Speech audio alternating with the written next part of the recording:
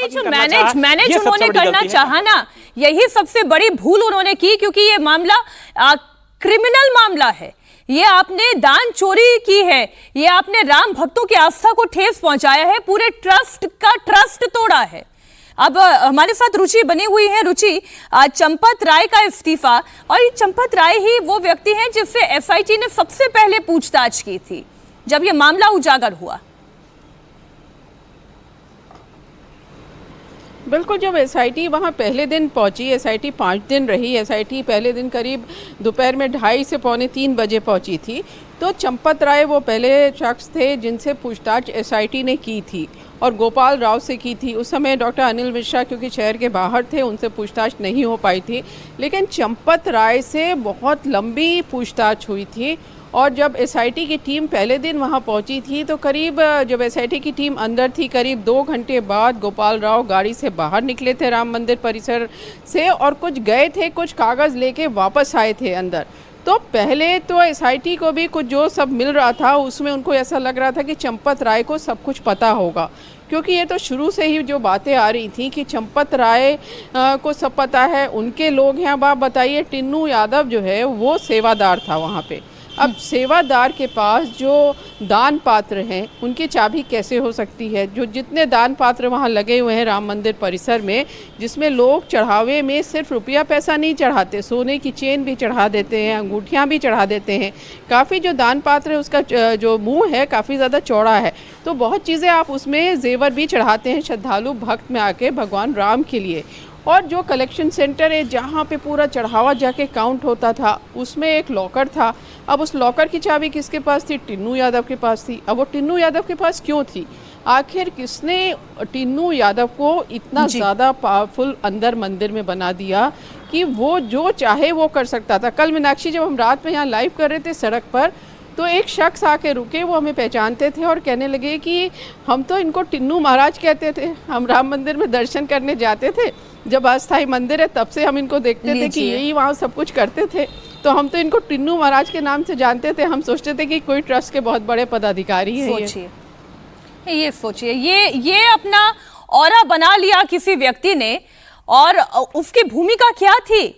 कैसे वो इतना बड़ा हो गया? कैसे ये चाबियां उसके हाथ में आ गई? कैसे दान पात्र की चाबी वो अपने हाथ में रख सकता था? जब मन चाहे दान पात्र खोल के जो उसमें से दान साफ कर ले, ऐसे व्यक्ति को सबसे विश्वस्त अपना करीबी चंपत राय बनाकर बैठे हुए थे। और ये वाकई में हैरान कर देने वाली चीजें इसलिए है कि कभी कोई सोच नहीं सकता था कि चंपत राय ये काम कर सकते हैं। देखिए जी मीनाक्षी, इस पर चूंकि पहले दिन से ये जानकारी भी थी मुझे, और मैं कह भी रहा था, मुझे भरोसा भी था।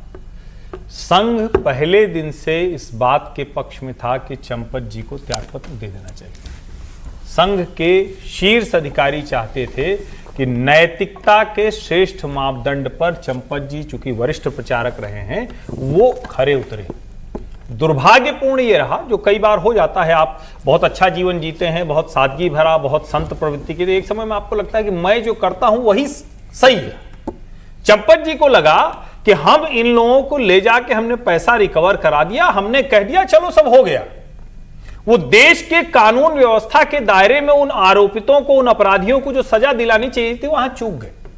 फिर जो उनको त्यागपत्र पहले दिन नाम आया था उस दिन दे देना चाहिए था, और संघ के शीर्ष पदाधिकारी चाहते थे कि यह त्यागपत्र हो जाए, वो त्यागपत्र उन्होंने नहीं दिया। अब हर कोई जानता है, क्योंकि संघ में कोई बहुत नीजर रिएक्शन नहीं होता है, बहुत कोई धक्का मुक्की वाला नहीं होता, क्योंकि उनको पता है कि समाज का काम ऐसे ही होता है, सबको एक साथ लेकर।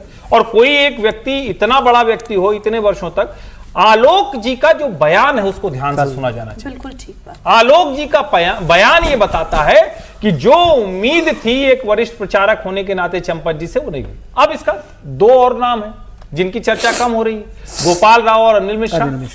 वो दोनों भी तो उसी बराबर के सहभागी हैं, और अनिल मिश्रा तो अयोध्या के ही हैं। ऐसा कोई सुरखाब के पर तो लगे नहीं थे अनिल मिश्रा के कि वो ट्रस्टी हो जाते और इतने करोड़ों राम भक्त वो ना होते, लेकिन उनको वो अवसर दिया गया। दुर्भाग्य से वो भी उस पर खरे नहीं उतरे। मेरा ये मानना है, फिर से दोहरा रहा हूं, देर हुई, दुरुस्त करने की कोशिश हो रही है। मैं उम्मीद करता हूं, क्योंकि मुझे संघ पर, नरेंद्र मोदी की सरकार पर, योगी पर इस मामले में भरोसा है। जिस भाजपा की 4 राज्यों की सरकारें बाबरी गिरने के बाद चली गई और फिर भी भाजपा ने वो मुद्दा नहीं छोड़ा। संघ बार बार उसके लिए अपमानित किया जाता रहा, फिर भी वो मुद्दा नहीं छोड़ा। तुम सांप्रदायिक हो, कम्युनल हो, बाबरी तोड़ दिया, कानून के खिलाफ गए। वो राम मंदिर में किसी भी तरह की गड़बड़ी बर्दाश्त नहीं करेंगे और मेरी ये उम्मीद है कि देर आए से दुरुस्त आए तक हम पहुंचे। ये बात मैं बिल्कुल 100% हर्षवर्धन जी आपकी बात से सहमत हूं कि ये इस्तीफा होना इसलिए जरूरी था क्योंकि लोगों की आस्था संघ पर से भी डिग रही थी। स्वयं सेवकों की आस्था, जैसे राघव जी कह रहे थे, उनकी भी आस्था को ठेस पहुंची थी कि भाई चंपत राय इस्तीफा क्यों नहीं दे रहे, अनिल मिश्रा से इस्तीफा क्यों नहीं लिया जा रहा, गोपाल राव अब तक अपने पद पर क्यों बने हुए हैं। यहां से योगी आदित्यनाथ ने भी जो बातें कही थी कि 15 दिन के अंदर आपको रिजल्ट दिखाई देगा, उस बात पर भी विश्वास अब और मजबूत हुआ। विजय जी आप छोड़ना देखिए, जो हमारे तीनों पैनलिस्ट ने कहा वो सब चिंताएं वाजिब है और मैं उसमें सब में शामिल हूँ, लेकिन मैं पहले दिन से इस पर बात कर रहा हूँ कि ये धर्म की, आस्था की, ये सब बातें तो ठीक है, जिस पर चिंता हो रही है और जिससे स्वयंसेवकों को भी आहत हुए, हिंदू जो राम भक्त है वो भी आहत हुए, वो सब ठीक है। लेकिन मैं इसको फिर से कह रहा हूँ, जो मैंने पहले कहा, FIR, ये मामला कानून का है, ये देश कानून से चलता है। मैं तो कम से कम ऐसा मानता हूँ, समझे, कानून से चलता है। नैतिकता और धर्म अलग चीज़ है, वो उसके साथ है, लेकिन कानून से चलता है। तो पहले तो FIR नहीं करवाई गई, वो एक बड़ी गलती थी, या जो भी कहे, मैं उसमें कोई सर्टिफिकेट, मुझे सर्टिफिकेट्स की आदत नहीं है अच्छा और ख़राब की, लेकिन FIR दर्ज नहीं की गई जबकि पैसा बरामद हो गया। क्यों नहीं हुआ, इसका जवाब किसी के पास नहीं है। दूसरा, इतने दिन तक ये सब चलता रहा, SIT बिना FIR के हुई, उसकी क्या वजह रही। तीसरी बात, जो लोग आरोप के घेरे में थे वो मंदिर परिसर में बने रहे, तो क्या सबूतों के साथ छेड़छाड़ हुई कि नहीं हुई। और चौथी बात, जो अब आज का डेवलपमेंट है कि यदि, मतलब अभी तो कंफर्म हुआ कि नहीं हुआ, यदि मान लेते हैं कि तीनों लोगों ने इस्तीफा दे दिया है, तो इसको क्या ऐसा माना जा सकता है कि SIT के जांच में वो संदेह के घेरे में है, और अगर ऐसा है तो क्या अब उनकी गिरफ्तारी होनी चाहिए या नहीं होनी चाहिए कानून के दायरे पर। ये बात मैं कानून पर बात कर रहा हूँ, बिल्कुल ठीक बात है, क्योंकि उनका इस्तीफा तब हुआ जब SIT की रिपोर्ट सबमिट हुई और उसमें ऐसा माना जाए, क्योंकि मैंने तो SIT रिपोर्ट नहीं देखी, लेकिन उसमें यह होगा कि ये तीनों लोगों पर संदेह का दायरा गहरा हुआ होगा। संदेह का दायरा तो पहले से था, लेकिन संदेह का दायरा गहरा हुआ, तो अरेस्ट ना हो, कस्टडी हो, कि भाई पूछताछ के लिए कम से कम उनको पूछा जाए। असल में वो बता सकते हैं कि कौन लोग कैसे आए, क्या हुआ क्या नहीं हुआ, इसकी जिम्मेदारी तो उन पर बनती है। ये दो नाम और हमें इस पर भी चर्चा करनी चाहिए क्योंकि हम चंपत राय पर बात कर रहे हैं और बेशक ये सबसे बड़ा नाम है जिस पर चर्चा होनी भी चाहिए। अनिल मिश्रा एक और नाम है, विशाल। अनिल मिश्रा राम जन्मभूमि तीर्थ क्षेत्र ट्रस्ट के प्रमुख ट्रस्टी और RSS के लोकल लेवल पर भी बड़े नेता रहे हैं, और जब मैं इनका पूरा बैकग्राउंड देख रही थी, होम्योपैथी के डॉक्टर रहे और रिटायरमेंट के बाद फिर ये कामकाज में जुट गए। 2017 में RSS के अवध प्रांत के प्रांत कार्यवाह के तौर पर इन्होंने काम किया, और जब इस ट्रस्ट का गठन हुआ तो जो 15 मुख्य चेहरे थे उनमें से एक चेहरा अनिल मिश्रा का भी शामिल रहा। और जब भी हम लोग पूजा के लिए वहां पर देखते थे, तस्वीरें देखते थे, तो मुख्य यजमान, ये बड़ी खबर आपको दे दे, चढ़ावा चोरी केस में इंडिया टीवी के पास FIR की कॉपी आ गई है। चढ़ावा चोरी केस में इंडिया टीवी के पास जो FIR दर्ज की गई है उसकी कॉपी इस वक्त हम आपके सामने रख रहे हैं। ये केस डायरी है, मैं जरा इसे थोड़ा पढ़ने की कोशिश करती हूँ, इसमें क्या बातें लिखी गई हैं। चढ़ावा चोरी केस में पुलिस केस डायरी की कॉपी आ गई है। विशाल हमारे सहयोगी जुड़े हुए हैं। विशाल, अगर आपके पास ये कॉपी है तो एक बार पूरा पढ़ के बताएं दर्शकों को कि क्या है इस कॉपी में, क्या जानकारी शामिल है। जनरल डायरी एंट्री है, थाने की कॉपी है। देखिए, आमतौर पर मीनाक्षी जब कोई भी मुकदमा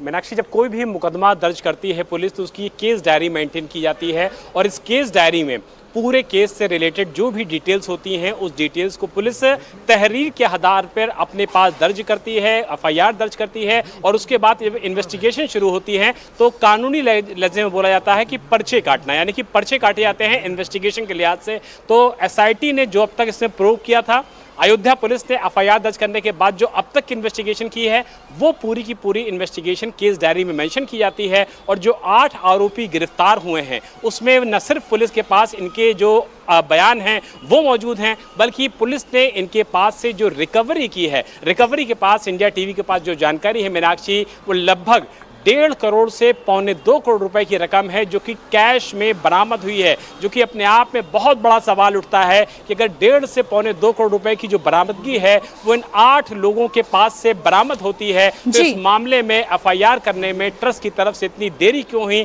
और इसीलिए इस पूरे मामले में जो केस डायरी सामने आई है उसमें भी न सिर्फ सबूतों की बात कही गई है बल्कि बरामदगी की भी बात कही गई है, जो ये इशारा करती है कि इन एसआईटी का जो इन्वेस्टिगेशन था, अयोध्या पुलिस का कल रात से जो इसमें बीएनएस की जो धाराएं लगाई गई हैं वो धाराएं एक बार मैं दर्शकों के लिए पढ़ देती हूं।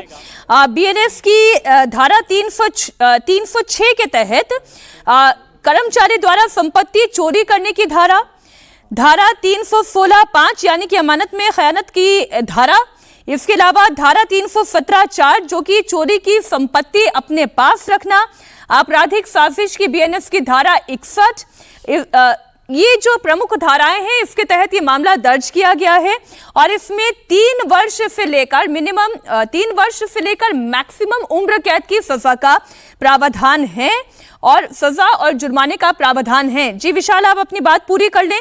नाम हम जान रहे हैं कि 8 का नाम इसमें शामिल है, जिसमें रमाशंकर मिश्र, सुभाष श्रीवास्तव, अविनाश शुक्ला, करुणेश पांडे, मनीष यादव, रमाशंकर यादव, लवकुश मिश्रा और अनुकल्प मिश्र का नाम शामिल है। विशाल, मीनाक्षी, चूंकि कॉमन इंटेंशन का भी इसमें जिक्र है, यानी कि सभी आरोपियों के कॉमन इंटेंशन थे, और अगर बीएनएस की धारा में देखें तो ये अपने आप में एक बड़ा आपराधिक मामला बन जाता है इन सारे आरोपियों के खिलाफ, जिसमें न सिर्फ कॉमन इंटेंशन है बल्कि क्रिमिनल कॉन्स्पिरेसी भी है, और जिसको कि पहले हम आईपीसी में धारा 120 भी कहते थे, यानी कि एक कॉमन इंटेंशन के साथ किसी भी अपराध को करना, तो अपने आप में समझा सकता है कि जो गैर जमानती धाराएं इस पूरे मामले में लगी हुई हैं, ये इन आरोपियों को कम से कम बेल मिलने में बहुत ज्यादा मुश्किलें होने वाली हैं। और जो सजा का इसमें ऐलान है, जो इसमें सजा का प्रावधान है वो 10 साल से ज्यादा है, यानी कि अगर 7 साल से कोई भी सजा का प्रावधान कम होता तो आरोपियों को निश्चित तौर पर कानूनी फायदा मिल सकता था, उनको बेल मिल सकती थी। लेकिन जो धाराएं इसमें लगाई गई हैं, जिन धाराओं में मुकदमा दर्ज किया गया है, इन धाराओं में किसी भी आरोपी को फिलहाल बेल नहीं मिलेगी और सबको जेल का मुंह निश्चित तौर पर देखना पड़ेगा। और जो एफआईआर के साथ साथ सबूत मिले हैं, ये बिल्कुल इशारा करते हैं कि सभी आरोपी न सिर्फ जेल जाएंगे बल्कि लंबे समय तक जेल में इनको निश्चित तौर पर रहना पड़ेगा इन सबूतों के आधार पर। जी रुचि, आप भी और विशाल आप भी हमारे साथ बने रहे। आज इससे ज्यादा बड़ी और कोई दूसरी खबर हो ही नहीं सकती।